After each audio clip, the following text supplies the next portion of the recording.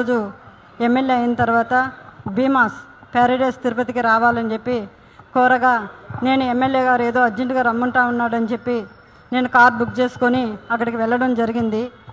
Room number 109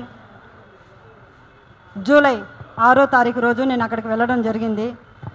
అక్కడ ఎవరూ లేదు, ప్రశాంతంగా ఉండింది. ఎమ్మెల్యే గారు మాత్రమే రూమ్లో ఉన్నారు. నేను వెంటనే రూమ్లోకి వెళ్ళడం నా పైన బలాత్కారానికి పాల్పడిన తర్వాత నేను అతనికి లొంగిపోవడం జరిగింది. జరిగిన తర్వాత ఈ విషయం ఎక్కడైనా బయట చెప్పావంటే నేను చంపేస్తాను, నీ కుటుంబాన్ని చంపేస్తాను అని చెప్పి బెదిరించడం జరిగింది. అందువల్ల నేను ఎవరికి చెప్పుకోకుండా నేను సైలెంట్గా ఉండిపోయాను. మళ్ళీ ఇంకొకసారి ఫోన్ చేసి నువ్వు కానీ రాలేదంటే నేను మళ్ళీ నీ కుటుంబాన్ని, నీ భర్తని చంపేస్తానని చెప్పి నన్ను బెదిరించడం జరిగింది. బెదిరించడం ద్వారా నేను మళ్ళీ అక్కడికి భీమాస్ ప్యారడైస్కి వెళ్ళడం జరిగింది. వెళ్ళిన తర్వాత నేను పూర్తిగా ఆయన్ని అవాయిడ్ చేస్తూ వచ్చాను.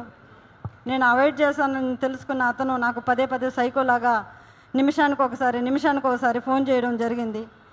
అది గుర్తించిన నా భర్త, ఎమ్మెల్యే నీకు ఎందుకైతే ఇన్నిసార్లు కాల్ చేస్తున్నాడని చెప్పి నా మొబైల్ ఇంచేసి నన్ను కొట్టడం, నన్ను బెదిరించడం చాలా చేశాడు. చేసిన తర్వాత నేను ఆ బాధను భరించలేకుండా నాకు జరిగిన బాధని నేను ఆయనతో వివరించడం జరిగింది. వివరించినప్పుడు నా భర్త ఇలానే నీకే జరిగిందా, చాలామందికి జరిగిందా అన్నప్పుడు చాలా మహిళలు, గవర్నమెంట్ ఎంప్లాయీస్ కూడా ఉన్నారు, ఇందులో మహిళలు చాలామంది బలైపోతున్నారు నేను చెప్పినప్పుడు ఆయన సూచించాడు నన్ను ఈ చాలామంది మహిళల్ని కాపాడుకొని మనం బ్రతకాలి, మనం కాపాడుకోవాలని చెప్పి ఆయన నాకు ఒక పెన్ కెమెరాని అరేంజ్ చేసి ఇవ్వడం జరిగిన తర్వాత ఆగస్టు 10వ తారీఖు భీమాస్ ప్యారడైస్కు 1:30 వెళ్ళడం జరిగింది.